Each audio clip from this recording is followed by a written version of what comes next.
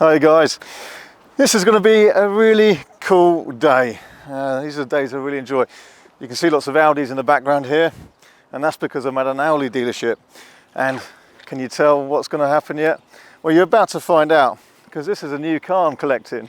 And it's not very often I collect new cars because I usually deal in used cars, but this is going to be something a little bit special. So come with me and I'll show you what we've got.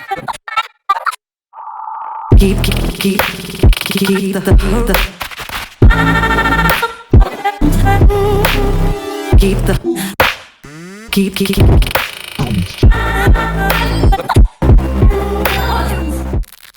And there it is, Audi E-tron GT.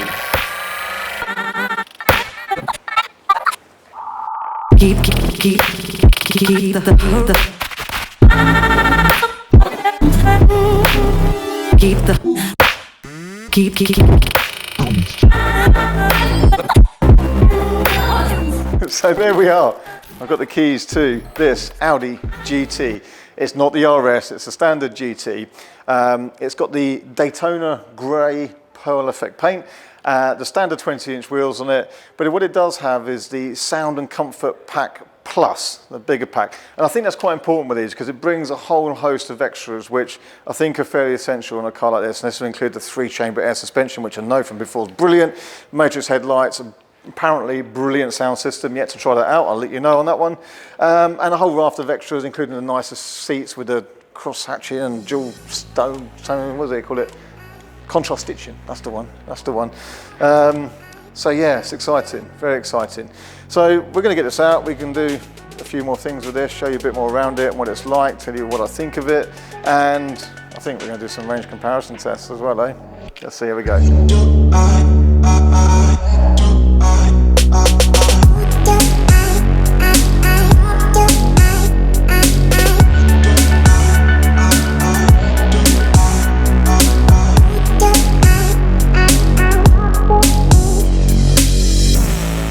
So thanks to Stafford Audi for a brilliant handover and presentation.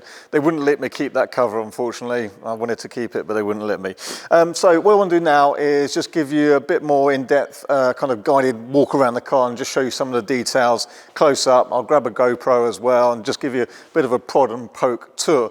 Firstly, let me just explain what's in these optional extras. So I mentioned it's got the Sound and Comfort Pack Plus. So firstly, in the Sound and Comfort Pack, you're going to see on the walk around these items. So it's got the parking assistance package, which is the full kind of surround view camera system and reversing camera and such like.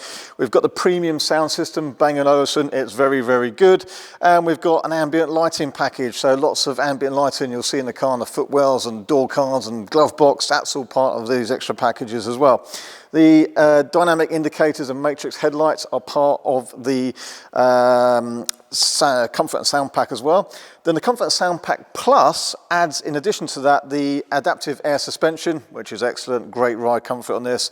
And then also the Sport Seats Pro, as they call it. So lots of adjustment in the seats, including the side bolsters and thigh support, plus seat ventilation, and a nice kind of honeycomb pattern with contrast stitching. So you'll see a bit of that as we go around. Other than that, it's a standard E-tron GT.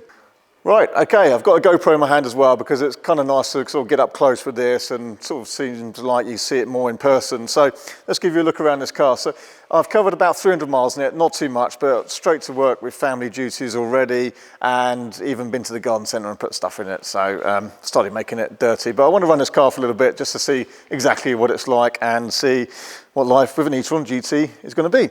Anyway, so quick tour of this car. Let's start off with the front. I love the look of the front of this. Do you prefer the Taycan or the Audi GT? I don't know, I swing between the two, but I like the GT. I've always liked it since the first shots I saw at the LA Auto Show.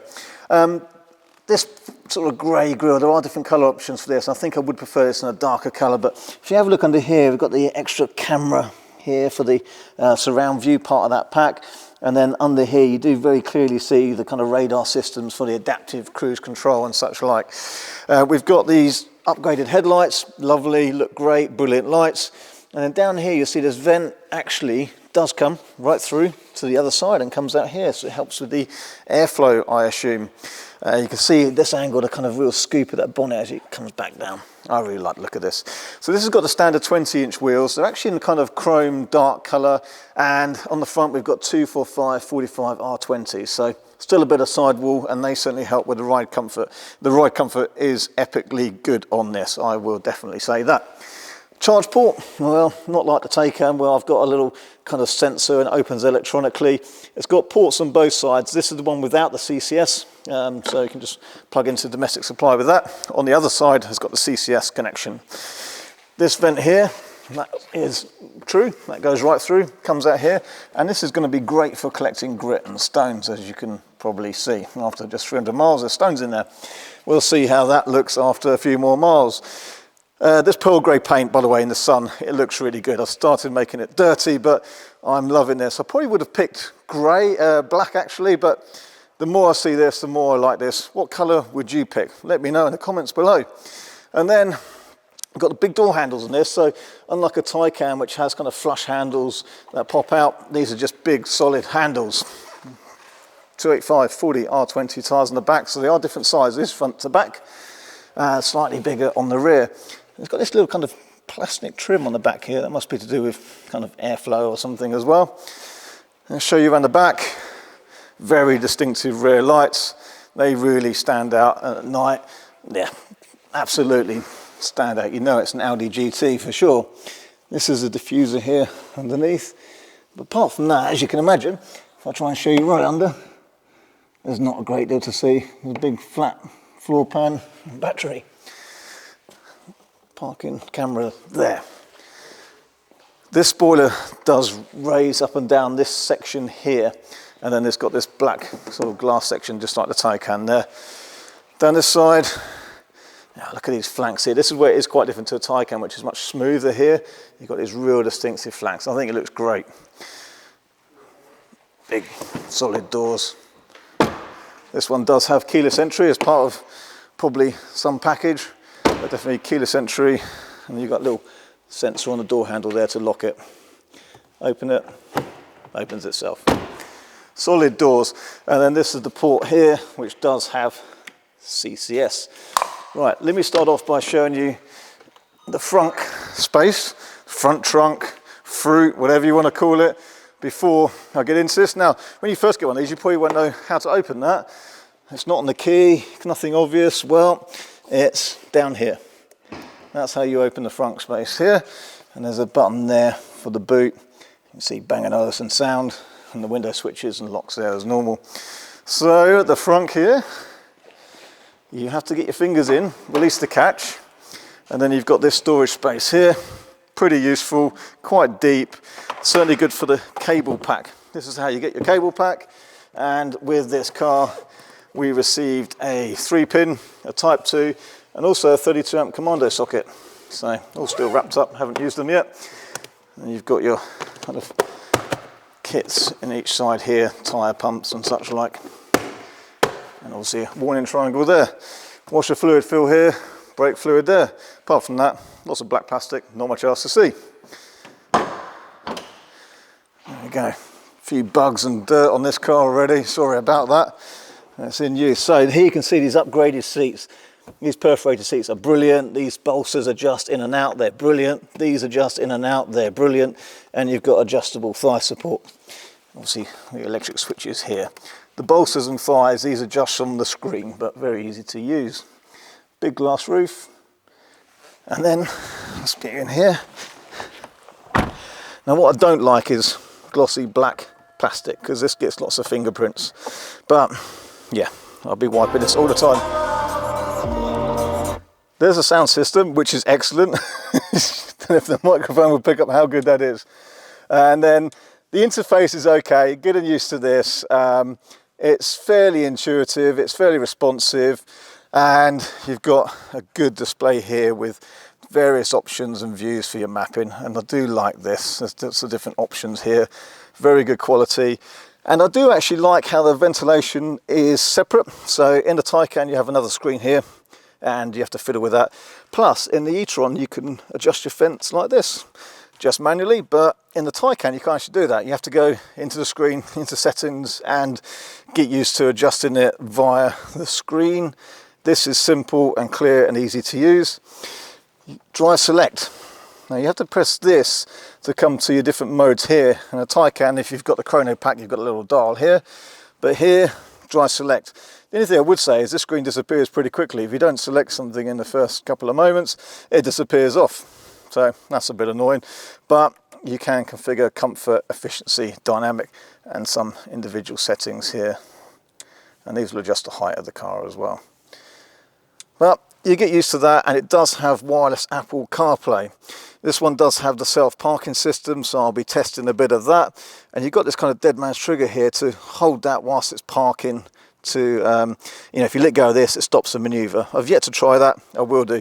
And you can probably see here now all these ambient lights here, here, here, here.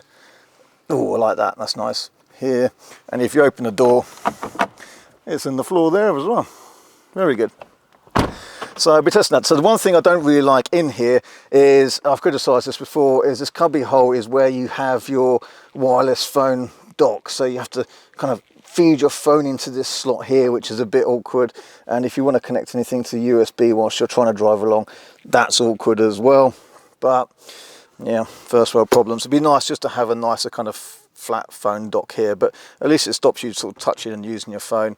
It's in there. You've got Apple CarPlay or Android Auto, and that's brilliant. This is your seat cooling, really actually quite liking that.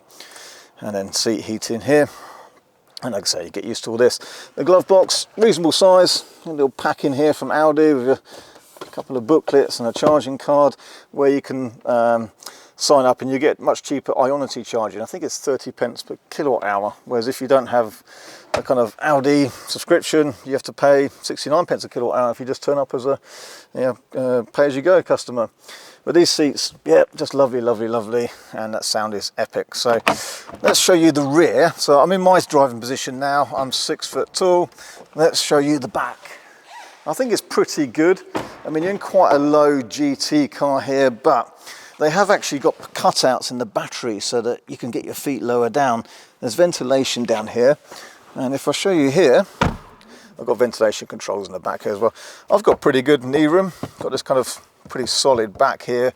It's a little bit enclosed, quite a small window, and if I show you here, take my glasses off, I'm okay for headroom. It's sort of getting a bit tight, but actually 4 adults can travel for quite a long distance and be absolutely fine. A fifth, bit more tricky. You've got quite a narrow center section here, and you've got this tunnel, transmission type tunnel, which is really sort of frustrating really. You do in the back get some cup holders or, you know, armrest preventers, so a bit awkward there. What you do have, which is good, ski hatch, very useful. I wish I went skiing more, but actually it's more useful for going to B&Q and getting bits of wood. Other DIY stores are available. There is Isofix in the back here, by the way, and again, these lovely seats. They're not vented in the back, but yeah, very good, comfortable seats in the rear. Just a little bit tight for headroom here if you're above 6 foot, but it's pretty good. Okay, right, let's show you the boot space. So we do get a powered boot, which looks like this. I'll take my junk out of it. So it's not a bad size, not huge in height, but it's okay. There is a storage sort of pocket there and a storage pocket here with some bits in it. And then there is a little bit of extra storage there and a little luggage net that you can spread out across the boot and pin things down so they don't slide everywhere. So usable, it's okay, and the seats do all fold down as well, so it's not too bad. Power closure there. And here you can see these very distinctive rear lights. Look at them. They do look great.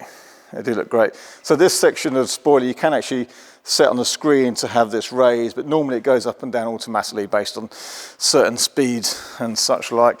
Now interestingly, the rear windows, or this rear window, is not tinted. So they tint these windows at the back. They're tinted, but not this one.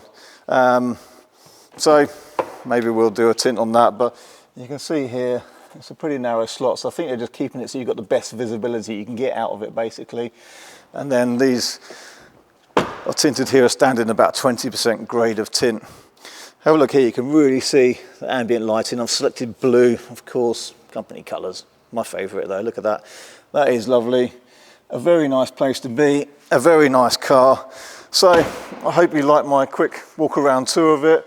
I'll try not to talk for too long about it, otherwise the video ends up too long and boring, but I hope that's been useful, and you've seen a few bits that you wouldn't otherwise see in the kind of flashy media shots and stuff like that. Right, I'll put this down, so I'm looking at both. So if you're going to be at any of the events this summer, we should have this car. I want to run it for at least a few weeks really, just to give kind of a bit of experience of driving this car, charging, efficiency, range and such like, and all our kind of comparison videos. And we'll actually be at events coming up really soon, 7th of August at the National Motor Museum in Gaydon in Warwickshire. So we'll take this car to that. If we're going to be there, you should see us there. If you didn't know about it, you do now. So hope that's been interesting and useful. You'll see this car around for a little bit. Speak to you soon.